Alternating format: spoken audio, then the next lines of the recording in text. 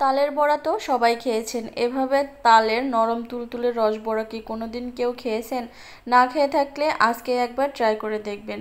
এখন যেহেতু তালের সিজন, তাই তালের সিজনে এরকম টাটকা তাল দিয়ে বড়া তৈরি করে দেখবেন। খেতে ভীষণ ভালো লাগে। আমার তো মনে হয় তালের বড়ার চেয়ে এরকম তালের রস বড়াটাই খেতে বেশি ভালো লাগে। তো কথা না বাড়িয়ে মূল রেসিপিতে চলে যাচ্ছি। আসসালামু আলাইকুম। শাপলা কিচেন অ্যান্ড ব্লগে নতুন আরও একটি রেসিপি দেখার আমন্ত্রণ জানিয়ে শুরু করছি আজকের রেসিপি। তো তালের এই রসবড়াটা বানানোর জন্য আমাদের দরকার আটা। এখানে আমি 1 কাপ আটা নিয়ে নিয়েছি, আপনারা চাইলে বেশি করে নিয়ে নিতে পারেন। 1 কাপ আটার সাথে দিয়ে দিচ্ছি 1 চা চামচ ইস্ট আর পরিমাণ মতো লবণ। এখানে আমি 1/2 চা চামচ লবণ ব্যবহার করেছি। আর এখন দিয়ে দিব তাল। তালটা আমি আগে থেকে একটু চিনি দিয়ে 1/2 কাপ চিনি দিয়ে জাল করে নিয়েছিলাম। আর এখানে 1/2 কাপের থেকে একটু বেশি তাল আছে, তো সেই তালটুকু আমি এখানে দিয়ে দিচ্ছি। 1/2 কাপ তালের সাথে 1/2 কাপ চিনি দিয়ে জাল করে তারপর যখন এটা কুসুম গরম হবে তখনই এই আটার সাথে মেখে নেবেন। এখানে আমি একটু ফুড কালার দিয়ে দিচ্ছি, এটা একেবারে অপশনাল। আপনারা হাতের কাছে না থাকলে দিতে হবে না, শুধুমাত্র দেখতে সুন্দর লাগবে, মানে রঙটা ফ্যাকাশে লাগবে না, সেজন্য আমি একটু ফুড কালার দিয়ে দিলাম। তো আপনারা চাইলে এটা স্কিপ করতে পারেন। এখন হালকা কুসুম গরম পানি দিয়ে এটাকে একটা নরম ডো তৈরি করে নিতে হবে। অবশ্যই এখানে তালটাও কুসুম গরম দিতে হবে, আর পরে যে পানি ব্যবহার করলেন সেটাও কিন্তু কুসুম গরমই হতে হবে। আর এরকম সফট করেই আটাটা মেখে নিতে হবে। এখন ঢাকনা দিয়ে ঢেকে রেখে দিব 2 ঘন্টার জন্য। তো ফিরে আসছি 2 ঘন্টার মধ্যে। তো এর মধ্যে আমি এখানে 1 কাপ চিনি আর 1 কাপ পানি জাল করে নিব।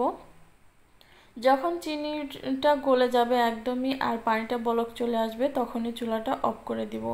তো আমার চিনিটা প্রায় সম্পূর্ণই গলে গেছে, এখন আমি চুলাটা অফ করে দিচ্ছি। এদিকে ফিরে আসছি 2 ঘন্টা পর। 2 ঘন্টার মধ্যে যেহেতু ইস্ট দিয়েছিলাম, দেখুন আটাটা কিন্তু ফুলে ডাবল হয়ে গেছে। এখন এর মধ্যে যতটা বাতাস ঢুকেছে সবগুলো বাতাস বের করে দিতে হবে এভাবে। আর একটু মেখে নিচ্ছি। তো মাখা হয়ে গেলে এখন চলে যাচ্ছি পরবর্তী প্রসেসে।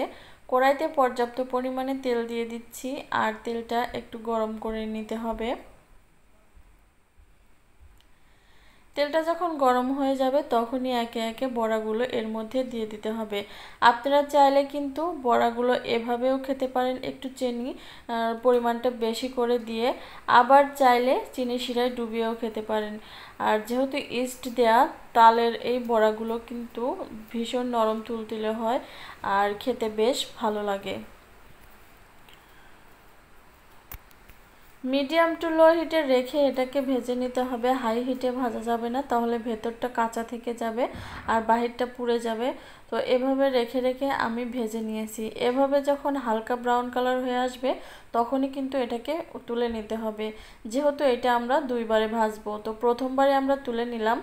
দ্বিতীয় ব্যাচেরগুলোও আমি এভাবে একইভাবে ভেজে নিয়েছি। তো এগুলোও তুলে নিচ্ছি। এখন ফিরে আসবো আধা ঘন্টা পর, কারণ বড়াগুলো একটু ঠান্ডা হওয়ার পরে দ্বিতীয়বার আমাদের ভাজতে হবে।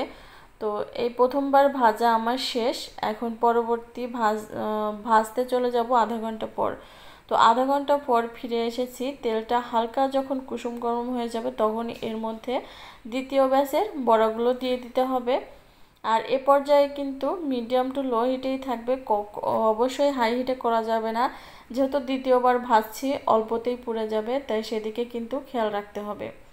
তো মিডিয়াম টু লো হিটে রেখে বড়াগুলোকে একদম মানে উল্টে পাল্টে খুব ভালোভাবে ভেজে নিতে হবে, যেন চারদিকে সমান কালার আসে।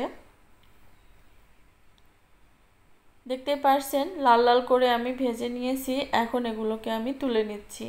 কাঙ্ক্ষিত কালার চলে আসার পরে এটাকে তুলে নিতে হবে। তো একই পদ্ধতিতে আমি দ্বিতীয়বারে যেগুলো বেশি ছিল সেগুলো আবারও ভেজে নেব।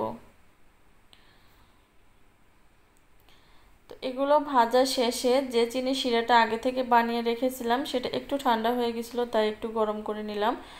তো চুলার পরে দিয়ে বড়াগুলো এর মধ্যে দিয়ে দিচ্ছি। যখন এভাবে একটু বলক চলে এসেছে এখন আমি চুলাটা অফ করে দিব। জাস্ট গরম অবস্থায় এটাকে দিয়ে দিতে হবে। এখন এই অবস্থায় ঢাকনা দিয়ে ঢেকে রেখে দিতে হবে 2 থেকে 3 ঘন্টার জন্য। হাতে খুব কম সময় থাকলে 1 ঘন্টার জন্য রেখে দিলে হবে। তো আমি 2 ঘন্টা পরে ফিরে এসেছি, আর 2 ঘন্টার মধ্যে চিনির শিরা কিন্তু একটুও বেঁচে নাই, সবটি কিন্তু একেবারে মিশে গেছে এভাবে। আর দেখতেই পারছেন বড়াগুলো কতটা পারফেক্ট হয়েছে। আশা করছি আমার বড়ার আজকের এই রেসিপিটা আপনাদের কাছে ভালো লেগেছে। যদি ভালো লেগে থাকে অবশ্যই লাইক, কমেন্ট এবং বেশি বেশি করে শেয়ার করে দেবেন। আর আমার চ্যানেলটা সাবস্ক্রাইব করে পাশে থাকা বেল বাটনটা অন করে দেবেন, তাহলে পরবর্তীতে যখনই কোনো নিত্য নতুন রেসিপি আপলোড করব নোটিফিকেশন আপনাদের কাছে পৌঁছে যাবে। তো আজকের মতো এখানেই বিদায় নিচ্ছি। সবাই ভালো থাকবেন। আল্লাহ হাফেজ।